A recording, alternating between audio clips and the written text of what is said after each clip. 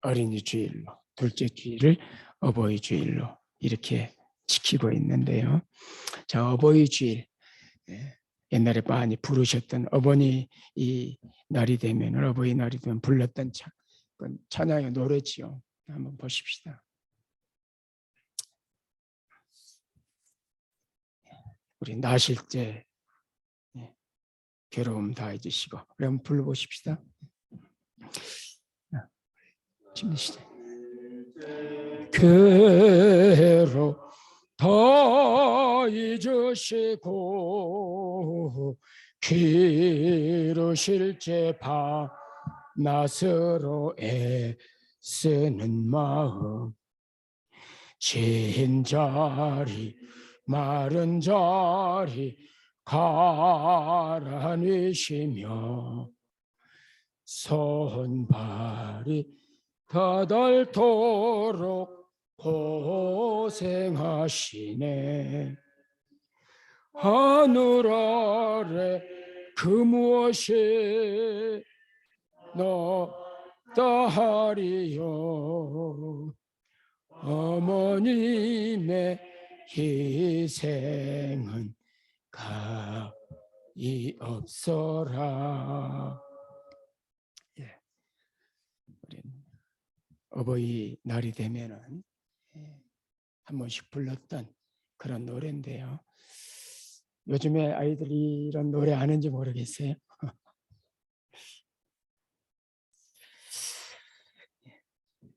오늘은 이제 5월 8일 부모님 은혜에 감사한 마음을 되새기는 어버이날, 그리고 이제 어버이 주일 이렇게 딱 겹쳐서 의미가 있지 않나 생각합니다. 우리나라는 이제 어버이날 한 날만 있지요. 세계 대부분의 나라들은 이제 어머니 날, 아버지 날이 따로 있는데 대체적으로 어머니 날이 먼저 생기고 그 후에 아버지 날이 생겼습니다. 보편적인 현상이죠. 어머니 날이 처음 시작된 거는 1905년, 지금부터 120년 지난 전이지요. 178년 전, 118년 전이니까요. 미국의 안나스 자비라고 하는 한 여인에 의해서 이 어머니 날이 시작되게 되는데, 이 안나 자비스라는 여인이 1905년 5월 9일 날 어머니가 돌아가셨어요. 그래서 이 어머니와 아주 관계가 깊었고 어머니를 사랑했던 여인이 어머니를 보내고 그 어머니를 기리기 위해서 그가 다니는 교회에서 먼저는 교인들에게 어머니가 평소에 좋아했던 카네이션, 하얀 카네이션을 나눠드리기 시작했어요. 그리고 이제 동네 같은 마을 사람들에게도 이제 이 카네이션을 나눠드리기 시작했습니다. 그래서 거기서 유래가 돼가지고 어머니 날에 카네이션을 달아드리지요. 외국이라 그런지 카네이션 단물이 저부터 해서 하나도 안 계신 것 같아요. 한국은 다 이렇게 카네이션 다 달아드리고 2개씩 달고 달고 왔는데 또 교회에서 또 달아드리고 아이들이 다 이렇게 다 달아주기 위해서. 그런데 어쨌든 이 카네이션이 그렇게 해서 이제 어머니날, 어버이날에 사용되는 그런 풍습이 만들어졌습니다. 카네이션 꽃말을 보니까 모정, 어머니의 정, 이런 꽃말, 여성의 애정, 이런 꽃말을 가지고 있어. 그래서 카네이션을 이제 이렇게 사용을 한 모양이다, 이렇게 생각을 하게 됐는데요.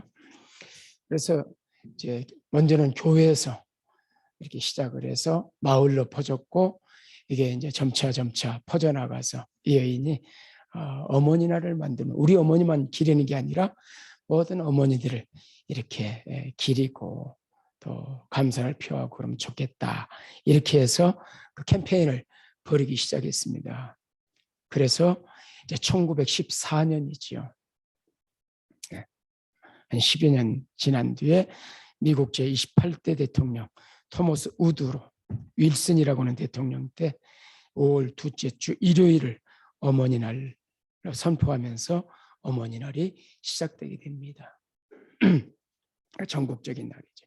그래서 미국은 지금도 매년 5월 둘째 주 일요일을 어머니 날로 지키고 있고, 미국 영향을 받은 한국 교회도 이 둘째 주일을 이제 어머니 주일로, 어버이 주일로 이렇게 하고 있지요. 그리고 이제 미국에서 아버지 날이 역시 시작이 됐는데, 어머니 날이 시작된 지 4년이 지난 1909년입니다. 미국 워싱턴에 살던 소노라 도도라고 하는 한 여성에 의해서 이 운동이 시작이 됐습니다. 1909년에 이제 어머니 날이 생기고 4년 뒤지요. 이제 교회에서 설교를, 어머니 주일에 설교를 들었어요. 그 설교를 듣는 중에 그에게 생각이 떠오른 거죠. 아버지 날도 있었으면 좋겠다. 왜냐하면 이 도도라고 하는 여성의 어머니가 일찍 돌아가셨어요. 6 자녀가 있었는데 그 6 자녀를 아버지가 제 가정 혼자 키웠습니다. 그래서 이제 6명의 아이들을 홀로 키워낸 자신의 아버지를 떠올리면서 아버지 날에 대한 이런 어머니 날 이렇게 하고 있는데 아버지 날도 이렇게 해서 기리면 좋겠다, 이런 생각이 들었고, 그래서 1910년 1년 뒤에 교회에서부터 아버지 날을 기념하기 시작해서 이제 점차 퍼져나갔고, 이 아버지 날은 공포되는 데는 좀 오래 걸렸어요.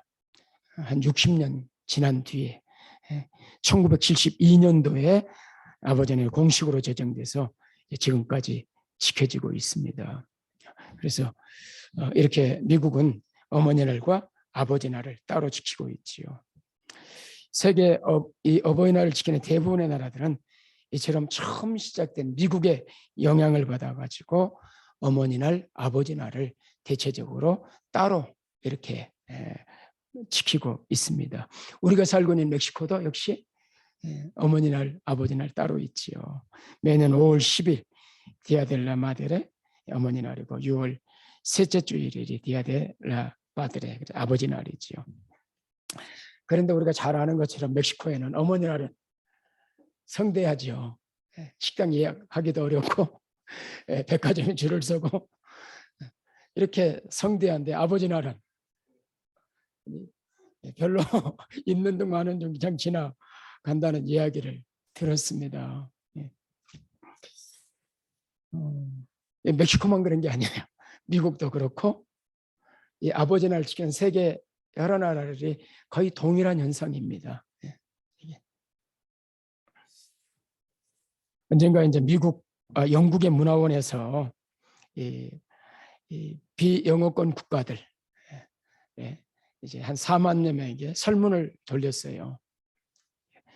그래서 70개 단어를 선정해 가지고 70개를 나열해 놓고 가장 아름다운 단어, 가장 마음에 드는 단어를 선정해라 그랬더니 1위 어머니지요. 어머니. 아버지는 몇 날 나왔을까요? 제일 꼴등. 최고 하위권 아버지는. 뭐 이제 열정, 미소, 사랑, 영원 이런 단어들이 어머니 다음으로 뒤를 이어가고 아버지라는 단어는 제일 꼴찌. 무엇을 의미하는가? 아무래도 자녀들은 아버지보다는 어머니하고 대부분 이제 더 훨씬 끈끈하지요. 가깝고 어머니가 훨씬 더 또 이제 이렇게 젖을 먹여서부터 낳고 키우고 이런 정이 더 깊고 그러지 않겠나. 저희 가정만 해도 이제 우리 오늘 아침도 영상 통화를 했는데 통화를 하지요. 전화 오면은 저는 뭐 제 전화로 온 거는 거의 없어요. 제 아내 전화로 오지. 그리고 이제 한 번씩 이제 얼굴 보러 바꿔주면은 저는 통화가 길어야 한 30초 아니면 1분 거의 끝나요. 집사람 5분, 10분 뭐 이렇게 뭐. 그러니까 이제 그런 차이가 아마 있지 않겠나. 아무래도 엄마가 더 허물었고 더 가깝게 느껴지고 이제 이런 거겠지요. 아무튼 이 어머니날과 함께 아버지날 따로 지키는 나라는 미국, 멕시코를 비롯해서 영국, 캐나다, 프랑스, 인도, 필리핀, 콜롬비아, 터키, 중국, 싱가포르, 일본 이런 나라들이 있어요. 대부분 다 이제 모두 6월 셋째 주 미국과 같이 그렇게 이제 아버지 날을 지키고 있는데 중국이 이 날을 지키고 있는 게 좀 의외였어요. 찾아보니까. 그리고 이제 일본도 6월 18일로 날을 정해가지고 이제 아버지 날을 따로 지킵니다. 네, 이제 설교 준비하면서 일본에 사시는 교포분이 쓴 아버지 날에 대한 단상 이걸 이제 칼럼을 썼는데 신문에 읽어보니까 거기 일본도 아버지 날은 그냥 별로예요. 아마 이 보편적인 현상들이 아니겠나 이렇게 보는데요. 그런데 한국은 아버지 날에 따르고 어머니 날만 있었지요. 원래는. 그러다가 지금은 이제 어버이날로 명칭이 바뀌어서 어버이날만 지키고 있습니다. 이렇게 어버이날만 있는 나라 두 나라예요. 우리나라하고 알바니아. 이 두 나라가 이제 그 어버이날만 지키는 나라더라고요. 찾아보니까. 어쨌든 이제 한국의 어머니 날은 1955년 8월에 우리 국무회에서 처음으로 어머니 날을 제정했습니다. 그래서 1956년도에 제1회 여성대회 여성 어머니 행사, 어머니 날 행사를 시작하면서 공식적으로 어머니 날이 시작이 됐어요. 그렇게 미국도 한 120년, 우리도 제가 54년생이니까 1954년생이니까 1년 뒤에 이제 공포가 됐으니까 한 70여 년, 아직 70년이 아직 안 됐지요. 거의 다 돼갔지요. 그래서 그래도 이제 많이 자리를 잡아가고 있는데 이제 어머니 날로만 지킨 게 17년이었으니까 지켰어요. 17회까지 어머니 날 행사를 했어요. 나라에서.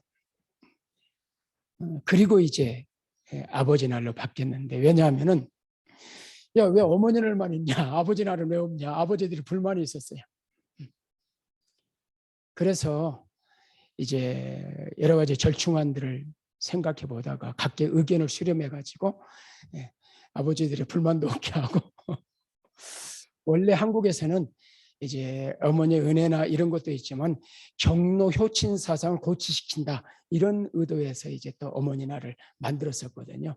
그 취지가 그랬기 때문에 이제 어머니만이 아니라 아버지와 합쳐서 어버이날로 하는 게 좋겠다.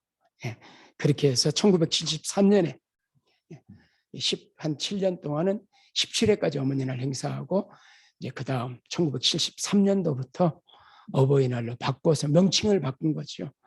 그래서 아버지를 포함해서 어버이날로 이렇게 대통령령으로 공포를 해가지고 오늘까지 지금 어버이날로 이렇게 지키고 있습니다. 사실 이제 어버이날이 되면은 설이나 추석 명절 때처럼 자녀들이 용돈과 선물을 사들고 모처럼 부모님을 찾아뵙고 부모님 은혜에 감사하는 마음을 전하지요. 부모님들 나이들이 젊은 부모님들은 잘 모르지만은 이제 나이가 들어갈수록 이제 일도 없고 은퇴하고 시간이 가고 특별히 이제 양로원에 있다든지 뭐 병상에 있다든지 그러면 뭐 더 기다리는 건 자식만 기다리거든요. 그래서 아마 이제 이때 주로 명절, 설날, 추석 때 찾아뵙고 생일 때 그리고 어버이날은 반드시 또 가잖아요. 그래서 이 어버이날도 이제 1년 중에 부모님들이 기다리는 날 중에 한 날이 됐습니다.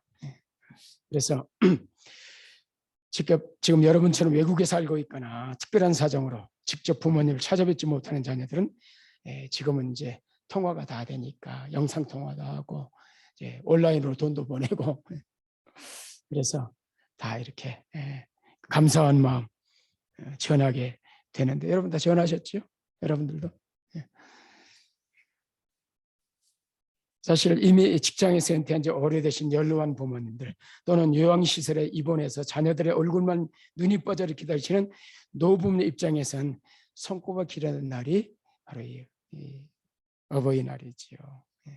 그래서 이날 다른 날은 몰라도 이 날을 그냥 지나치면은 생일 정도 잊어버리면 괜찮을지 모르지만은 이날 잊어버리면 이건 도리가 아니지요.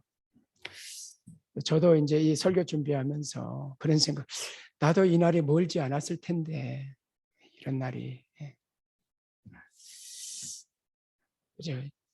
아마 어쩌면은 시간과 또 세월의 차이만 있을 뿐이지 저의 모습만 아니라 또 여러분의 모습이기도 하지요. 그래서 저는 이제 자녀들에게 그런 이야기를 해요. 우리가 너희들한테 노후를 의지하지는 않는다. 이제 시대가 달라졌잖아요. 지금 여기 계신 분들 중에 뭐 자녀들한테 노후 의지해야 돼 이런 분이 계십니까? 거의 지금은 이제 그런 생각을 하는 부모들이 거의 없지요. 대체적으로 보편적으로는 특별히 이제 경제적으로도 제가 계산해 보니까 국민연금 제가 열심히 부었어요. 지금 타고 있어요. 국민연금 타지요. 아 윤석열 난 뭐 다른 데 찍었겠지만은 좋더라고요. 10만 원 올려준다 그래서 기초연금 40만 원 올려주잖아요. 한국에 가면은 바로 나오거든요.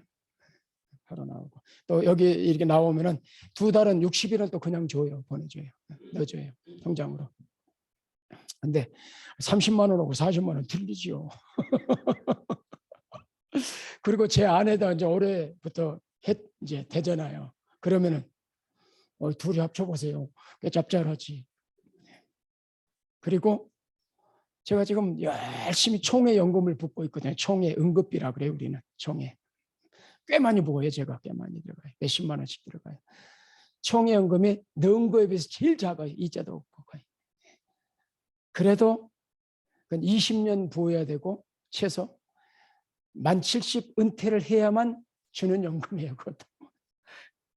내가 부은 거에 비해서 아주 액수가 좀 많지는 않아요. 많이 부었는데. 그러나 이렇게 합쳐보니까 그냥 우리는 살겠더라고요. 애들한테 우리 이렇게 하면 이렇게 받을 수 있어. 계산해보면 이 정도 받아. 그러니까 니들 의존 안 해도 우리가 사는 건 먹고 사는 건 지장 없겠다. 우리 걱정하지 말고 니네나 잘 살아라. 그런데 문제가 있다. 뭐냐? 내가 병들고 늙으면 내가 어딜 갈 것이냐? 그때는 어쩔 수 없이 너희들이 나를 우리 부부를 돌봐줘야 된다. 그때는 너희들의 손이 필요한 때다. 그러니 그때가 되면은 꼭 기억해라. 그래서 이제 이 나이 들고 또 병들고 그러면은 기다리는 게 자녀 기다리고 살고 손주 기다리고 살고 그러니까 그래서 대부분 어디 가서 살라 그래? 자녀들 옆에 가서 살라 그러잖아요. 은퇴한 뒤에 대체적으로. 지금은 이렇게 옛날에는 대가족 시대였고 다 같이 사니까 그러나 지금은 다 떨어져 살잖아요. 그러니까 그전에는 뭐 보고 싶지 않아도 볼 수밖에 없는 한 집에 사니까 할아버지 뭐 그 앞에 고조 다 3대 4대 같이 살았으니까 다 보고 살지요. 같이. 지금은 핵가족 시대라 다 떨어져 살고 따로 살고 그러니까 뭐가 제일 중요해요?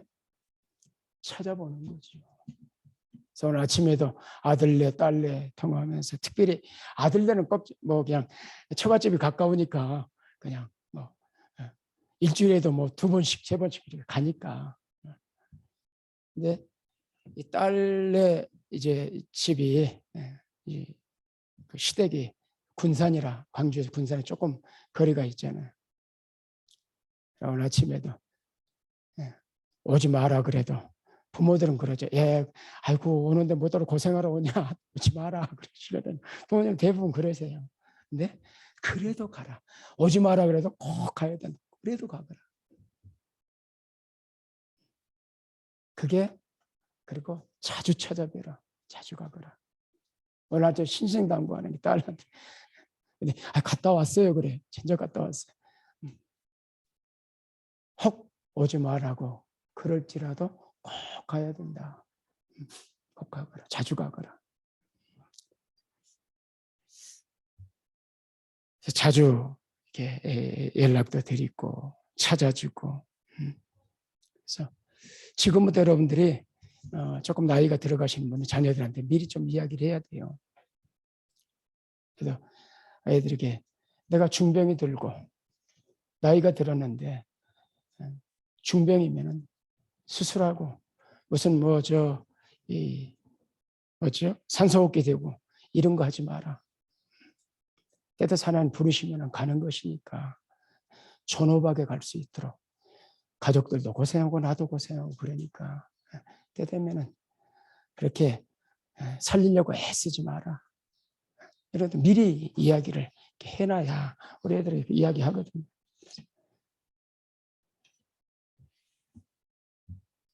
그러나 이제 우리가 늙고 병들고 그러면은 그때는 너희들이 신경 써야 된다. 제 아내한테 그래. 내가 먼저 죽어야 돼. 내가 먼저 갈 거예요. 당신 나중에 가야 돼. 내 욕심이죠. 누가 알겠습니까? 그게 이제 그러나 보편적으로 보면 제가 먼저 가겠지요. 보편적으로 봐서는. 그렇지만 모르는 거니까 아이들에게도 내가 먼저 가고 엄마 혼자 있으면 잘 모셔야 된다.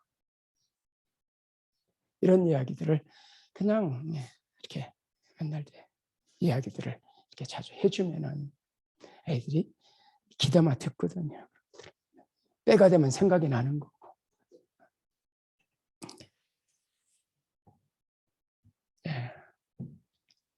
여러분 자식으로서 늙고 병든 부모님에 대해서 최고의 효도가 무엇일까 생각해 본 적 있으십니까?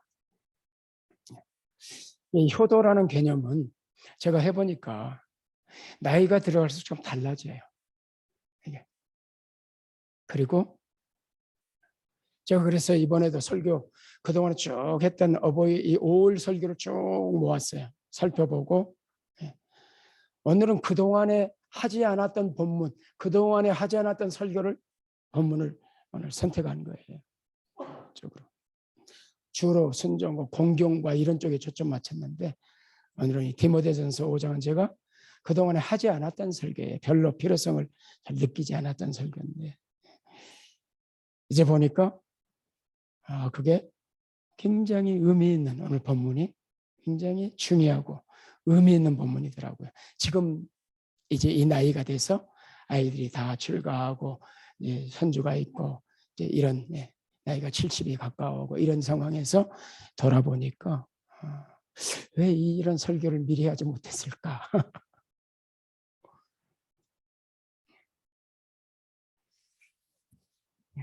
최고의 효도. 그래서 이제 다음 주도 최고의 효도라는 이런 큰 타이틀을 가지고 지금 설교를 해가는 겁니다. 최고의 효도가 뭘까? 오늘 본문 한번 보십시다.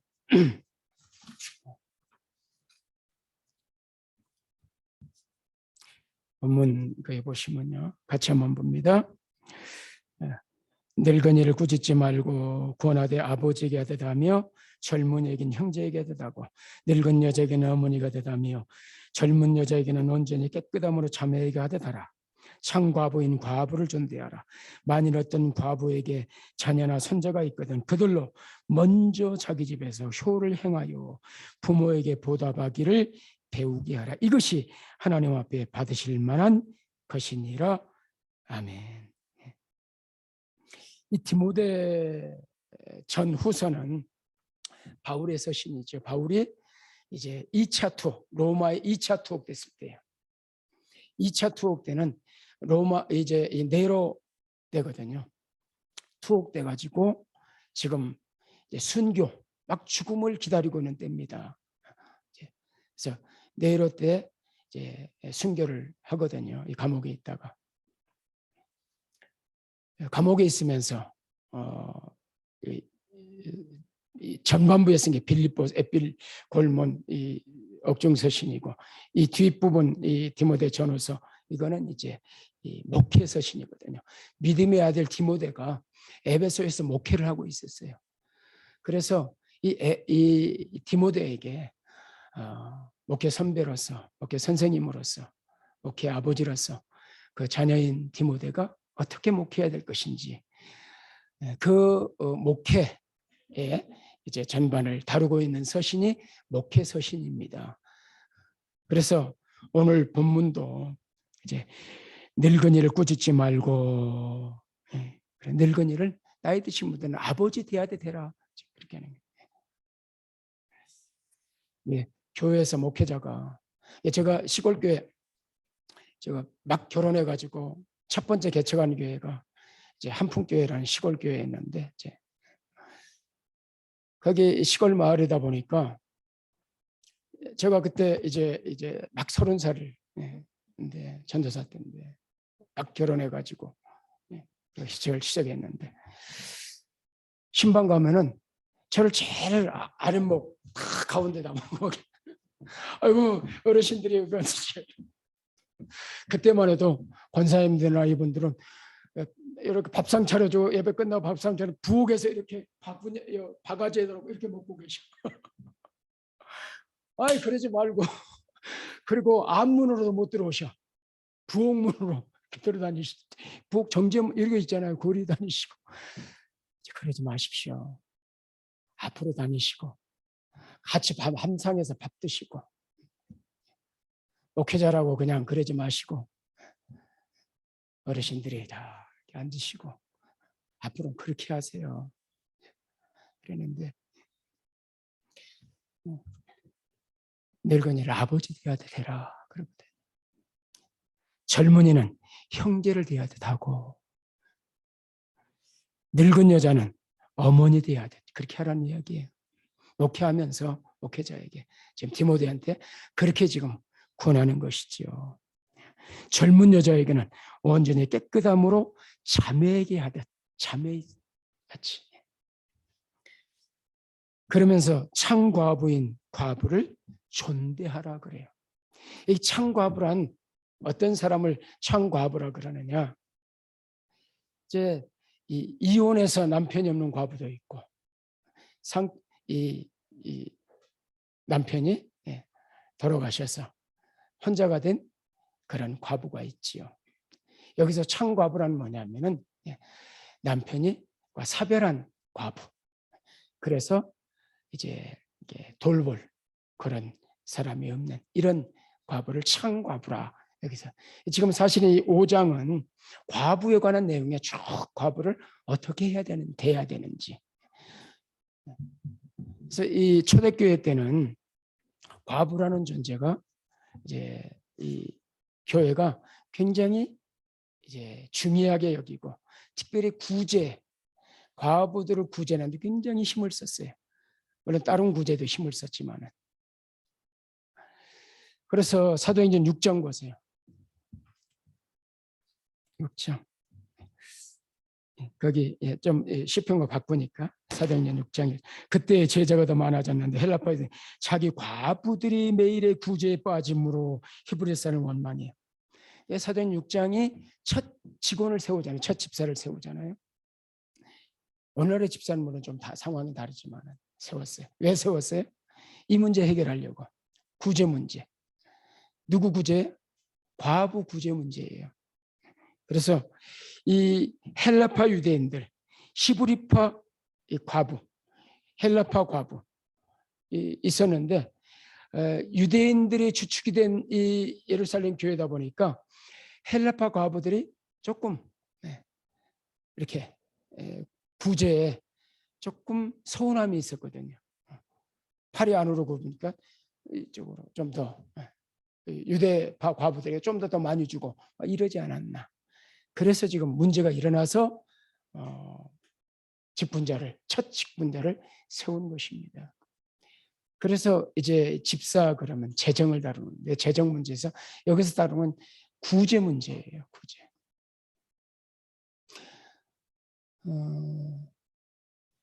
왜 이렇게 이 과부의 구제에 힘을 썼냐면은 구약 시대에 가장 약한 자를 때 구약 성경 보시면 알면 고와 과부 나그네거든요.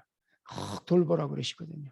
그래서 논밭을 빌 때도 코너를 남겨둬야 되고 곡식을 딸 때에도 이들이 먹을 걸 남겨둬야 되고 이삭은 다 하지 말고 흘리면서 이렇게 묶어야 되고 왜냐하면 고와 과부들 나그네들이 먹을 수 있도록 이렇게 이제 구약에 말씀하셨고 그 앞에 시편 보세요. 68편 5절 사도행전 앞에 그렇게 말씀해. 그의 거룩한 추수에게 하나님은 누구의 아버지세요? 고아의 아버지, 과부의 아버지, 과부의 재판장이세요. 억울하게 하지 말라는 얘기. 하나님이 자신이 나는 고아의 아버지야. 과부의 재판장이야. 과부의 아버지야. 그래서 그 당시에 가장 사회적인 약자로 되어 있던 이 과부의 구제에 아주 힘을 써가는 초대교회 우리 생기면서부터 이제 이 구제 문제가 과부의 구제 문제 아닙니까? 직원 세운 것도. 그래서 교회 사실 여러분들이 지금 집사님들이 많이 계시는데 집사의 역할이 뭐냐? 구제하는 일입니다, 사실은. 그러니까 원래 지금 이 교회 이 헌금 제가 한국에서 목회하고 우리 제 친구들 하는 이 교회 개혁 교회를 가면요. 지금도 매 예배 시간만 오전 예배, 오후 예배 다 헌금합니다. 헌금해서 연보라 그래요. 연보를 해서 그거는 다른 데 쓰지 않아요. 교회 경상별 일절 쓰지 않아요. 다 구제금으로 써요. 그래서 교회에서 이 교회들은 구제할 때 그냥 얼마 찍돈 나눠주고 이러는 게 아니고 만약 직장을 잃었어요.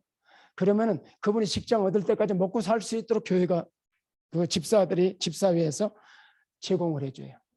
헌금 모았다가 부족하면은 집사회에서 모아요. 집사님들이 하는 역할은 교인들 가운데 구제할 사람들 구제하는 일을 하는 게 이 집사예요. 장로님은 이제 치리하는 장로로서 신방을 전담해요. 그래서 개혁교회 장로님들은 목사 집에까지 신방을 하세요. 장로님이. 그래서 이 교회 일반 경상비는 집사들이 교인들 다 가정을 신방해서 그 형편 따라서 정합니다. 얼마씩. 당신 얼마나 가능하겠냐. 이렇게 해가지고 그걸로 교회 전반적인 운영을 하고 교회 모든 나오는 연보 매주일 하는 헌금은 전부 구제비를 씁니다. 왜냐하면 교회 이 고린도 전후서에 나오는 연보라는 단어가 거기에 쓰기 위한 연보였거든요. 그래서 이제 이 성경의 원리를 따라가는 이 교회들은 지금도 집사회 다른 역할을 하지 않고 구제에다 전력을 하고 오늘 우리 이 예산 세울 때 구제비 얼마나 세워지는지 보면은 좀 참 부끄럽지요. 어떻게 보면. 사실 교회가 구제하려면은 그 사람이 생활할 수 있도록 해줘야 됩니다. 우리에서 그렇게 그래서 제 생각은 그래요. 조금 어려운 분이 있으면은 교회가 우리가 선교사님 좀 코로나 걸렸어도 우리 헌금해가지고 전혀 얼굴도 몰라도 헌금해드리고 그랬잖아요. 우리 교우들이 혹 어렵다면 그래서 꼭 어려운 분이 있으면 이야기도 하시고 그래서 또 교회가 이분들의 삶의 터전에서 살아갈 수 있도록 이렇게 하는 게 교회 역할이 아니겠는가, 이제 이런 생각을 하게 되는데요. 어쨌든 그래서 이 초대교회 때 이 과부의 구제 문제는 교회에서 큰 일이었어요. 예. 그래서 지금 이 4절에 그럽니다. 4절에 3절에 창과부인 과부를 존대할, 없고 가난하고 그러면은 무시당하잖아요. 그러지 마라. 존대해줘라. 존중해줘라. 여러분들을. 그러면서 지금 하는 이야기가 4절입니다. 같이 읽읍시다. 시작. 만일 어떤 과부에게 자녀나 손자들이 있거든 그들로 먼저 자기 집 효를 행하여 부모에게 보답하기를 배우게 하라. 이것이 하나님을 받으실 만한 것이니라. 그러잖아요. 그러니까 교회가 당연히 교회가 구제에 힘써야 돼요. 그런데 지금 여기 말씀하는 거예요. 만약에 이 창과부에게 아들이 있고 손자가 있으면 집에서 먼저 그들로 하여금, 교회가 먼저 하기 전에 이들이 먼저 해야 된다는 거예요. 예, 교회의 책임보다 자녀들의 책임이 더 크다 지금 이야기하는 겁니다. 자녀가 있으면은 그 자녀들로 하여금 자기 집에서 효를 행하여, 그래서 그러면 효를 행한다는 게 뭐냐? 성경에 지금 본문에서 효를 무엇으로 이야기를 하느냐? 집에서 효를 행해요. 그게 뭐냐? 부모에게 보답하기를 배우게 하라 그래. 보답하기를. 예. 근데 배워야 되는 거 이게. 보답하는 것은 부모에게 효를 행하는 배워야 된다는 거예요. 그래서 뭐 하라고요? 배우게 하라 그런 이야기예요. 배우게 하라. 왜냐? 이것이 하나님 앞에서 받을 만한 거, 하나님이 기뻐하시는 거니까. 이게 하나님이 원하는 거니까 그렇게 해야 된다. 만약에 그런데 집에서 자녀들이 없다든지 그 형편이 안 된다. 그러면 당연히 어디서 해야 돼? 그건 교회가 하는 거예요. 네? 교회가 하기 전에 먼저 집에서 자녀가 여러 개 있다면은 자녀가 먼저 해야 된다. 보답하는 것. 그래서 이 보답이 뭐냐? 왜 지금 보답이라는 게 사실은 돌봄이죠. 보답하는 건데 왜 그래야 되느냐? 8절에 보세요. 8절. 같이 읽어봅시다. 시작. 누구든지 자기 친족 특히 자기 가족을 돌보지 아니하면 믿음을 배반한 자요 불신자보다 더 악한 자다. 더 악한 자다. 여기서 말하는 가족, 이 문맥 속에서 지금 말하는 가족은 누구를 말해요? 과부가 된 창과부를 이야기를 해요. 부모님이죠. 이게 사실은 과부만 이걸 이제 확대 적용하면 어려운 과부만이겠습니까? 어려움을 당하고 은퇴하고 이제 경제적인 여력도 없고 병원에 있다든지 병상에 있다든지 부모의 누군가의 돌봄의 손길이 필요한 연약한 부모님이 있다면 당연히 여기에 포함되는 거죠. 여기에. 이 가족을 돌보지 아니하면, 보답하지 아니하면 믿음 배반한 사람이야. 그는 믿는 사람 아니야. 그는 불신자보다 더 악한 사람이야.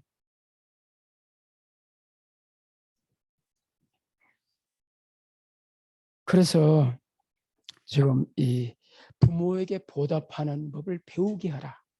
여기에 제가 좀 충격이 왔어요. 보답이야 당연한데 배우게 해야 된다. 근데 제가 가르치지 않았거든요. 교회에서. 물론 공경하라 뭐 했죠. 주일 뭐. 근데 이거 보답하는 것을 배우게 하라 그러면 당연히 거기에 뭐가 전제됩니까? 가르침이 전제되는 것이죠. 부모로서는 자녀들에게 보답하도록 가르쳐 배우는 거고, 목회자는 교우들에게 가르쳐야 배우는 것이고, 배우도록 이렇게 해야 되는데 그러지 못했구나 하면서 조금 더 책임감을 갖게 되고, 그래서 네, 근데 문제는 제일 좋은 배움이란 뭐냐? 제일 좋은 가르침은 뭐예요? 말로가 아니라 보고 가르치는. 누가 하면? 부모가 그렇게 하면 자녀들은 보고 배우는 것이죠. 그게 가장 좋은 가르침이고 좋은 배움이에요. 그래서 부모가 먼저 그렇게 살아가야 돼요. 그렇게.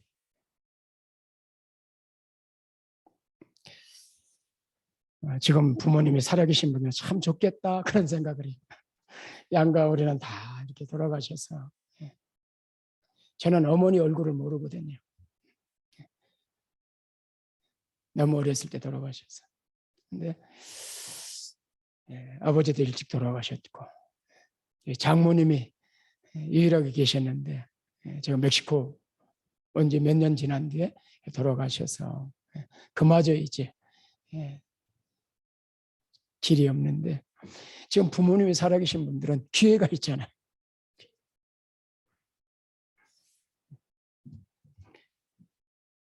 그래서 자녀들에게 가르치십시오.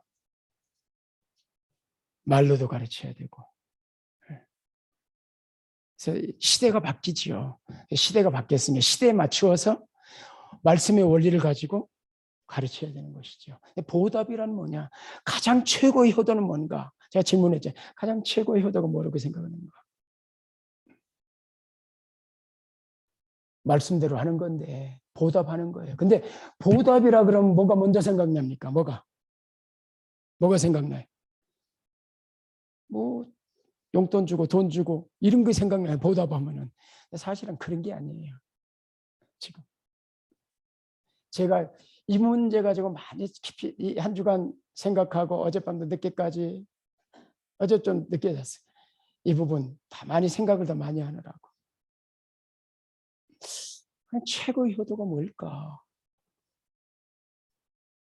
저한테는 그런 깨달음이 왔어요. 최고의 효도. 부모님을 같이 있게 해드리는 거. 그러니까 옛날에는 군사부 일체해가지고 유교 우리 사회에서는 임금과 부모님과 스승, 자녀보다 먼저 같이 있게 해겠지요.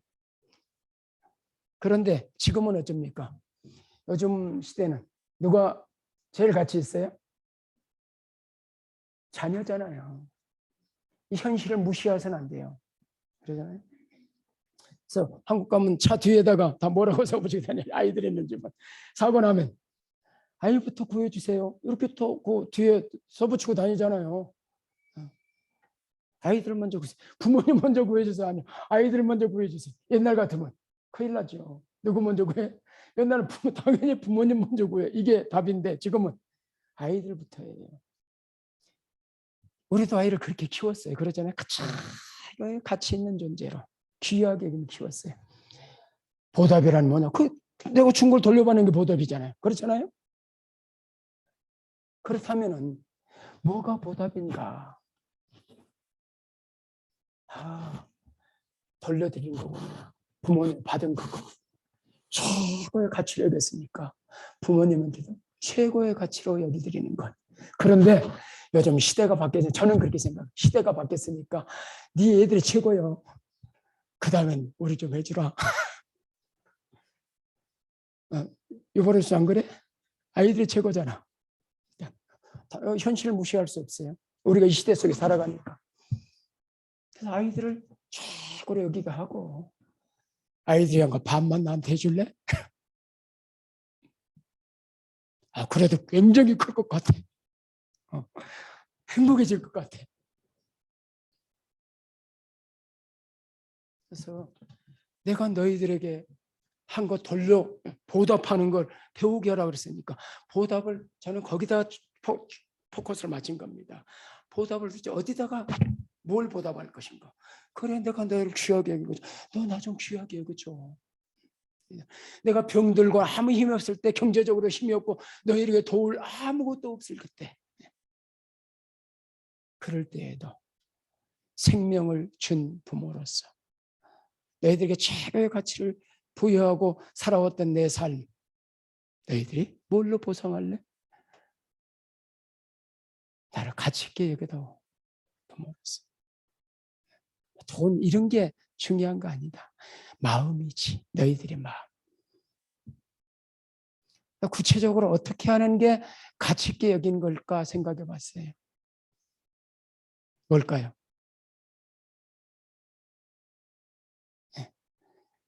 첫 번째는 자주 찾아뵙는 거야. 자주 못 가면 자주 전화해 드리는 거야. 연락하고. 부모들이 제일 기다리는 게 뭡니까? 이 사람 그냥 나이 드신 분들은 아주 젊은 사람은 모르지요. 나이 들어보면 저희 뭐 60대가 넘고 애들이 이제 결혼하고 손자가 있고 이러면 뭐 무슨 낙으로 삽니까? 카톡에 보세요. 뭐 맞는가? 제 카톡, 제 아내 카톡 보세요. 뭐 맞는가? 애들 사진밖에 없어. 손녀들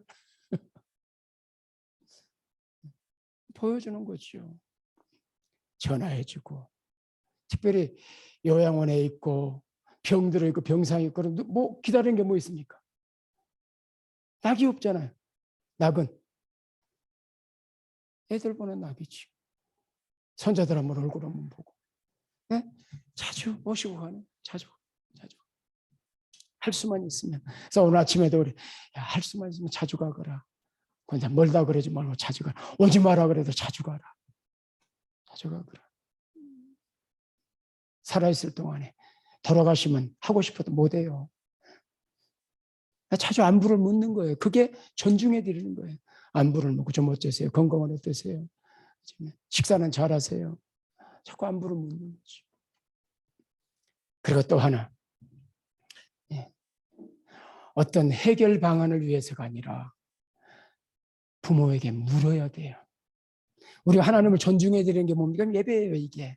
하나님을 가치 있게 우리를 가치 있게 여기셔서 아들을 주셨어요. 그렇잖아요? 그래서 우리가 하나님께 보답하는 게 뭡니까? 예배 드리잖아요. 하나님께 우리 가치 있는 걸 지금 올려드리잖아요. 예배는 뭐냐? 최고의 가치를 올리는 게 예배예요. 그래서 헌금도 드리고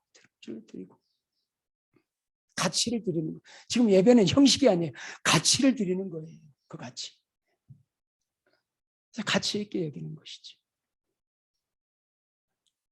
그래서 어른으로서, 집안의 제일 어른으로서 해결책을 답을 얻으려는 게 아니라, 부모님 이번에 이런 일을 하는데, 이번에 취업 준비를 하는데, 이번에 제가 직장을 옮기는데, 제가 좀 뭐 집안에 이런 문제가 있는데 기도해 주세요. 어떻게 하면 좋겠어요? 답 가지고 있죠. 그런데 그게 부모님을 존중해 드리는 거죠. 얘들이 나를 아직도 인정하고 있구나. 내가 살 만한 가치가 있는 존재구나. 그래서 효도 중의 효도는 부모님이 살 만한 가치가 있다고 느끼게 만드는 거예요. 내가 병들어 지금 있어도 살 만한 가치가 있는 존재구나. 살아있는 이유, 살 이유가 있구나. 가치 있는 존재로 여기도록. 내가 존중을 받고 있구나. 이런 느낌을 들도록 물으세요. 여러분 목사에게도 물어야 돼요. 기도해 주세요. 부탁을 하고. 이게 교인의 도리예요. 유일하게 우리 박 집사님이 1년 기도 제목 적어서 메일로 보내주시고 프린트해서 꼭 보고 기도하는 거예요. 제 안에 가지고 기도해요. 아프면은 기도 부탁하고. 그게 도리인 것이죠. 우리 살아가는 기본적인 도리. 그래서 물어주고 그리고 일거를 드리는 거예요. 그래서 좀 치맥기가 있는 엄마한테도 같이 살면 같이 살면은 엄마는 불당번이에요. 불당번. 불 끄는 거. 불 켜져 있어. 그 이분은 뭐합니까? 하루 종일. 불 켜졌나면 찾으러 다니는 거. 일이니까. 재밌으니까. 자기 일이 있다는 게. 집에서. 엄마가 뭘 한다고 그래서 이거 하면 큰일 나는 거지. 시어머니가 좀 설거지를 그냥 대강대강 했어도 아이고 고맙습니다. 두 번 하지 말고 그냥 먹어. 괜찮아. 그걸 인정해 드리는 게 효도예요. 그게 최고의 효도예요. 그런 것들이. 그분이 가치 있다. 과연 우리가 그렇게 부모님이 가치 있는 존재입니다. 이렇게 느끼도록 해드리고 있는가? 아, 살맛나, 행복해. 이런 느낌. 나를 존중해주고, 물어주고, 뭐 답이 필요한 게 아니야. 노인들은 자꾸 잊어버리고 또 하나가 뭐 들어주는 거예요. 제가 언젠가 우리 애들 모아놓고 살아온 이야기 잠깐 가정 예배 드리면서 설교를 1시간 지나온 이야기 쭉 뭐 하면서 끝나고 내가 아빠 좀 길었어요. 그래 미안하다 하다 보니까 그랬다. 이게 말이 많아지고 이렇게 하면은 또 헛말 또 하고 헛말 또 하고 그러려니 하시고 처음 듣는 것처럼 그게 존중이 됩니다. 미국에서요. 내가 읽은 기사인데